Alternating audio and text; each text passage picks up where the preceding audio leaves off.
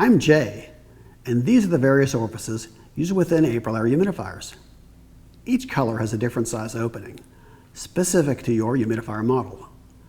The orifice is installed on the inlet side of the feed tube, which is attached to the outbound side of the Solenoid valve. Its purpose is to regulate the correct amount of water onto the water panel. Over the course of time, chemicals within the water, as well as the flow of water, enlarge the opening, causing excess water to pass through the orifice. This leads to wasted water going down the drain or potentially causing water to overflow and leak into your furnace. Therefore, the orifice should be replaced every 2 to 3 years.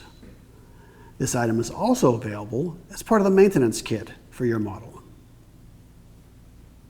Thanks for watching. For additional help or questions, feel free to contact us.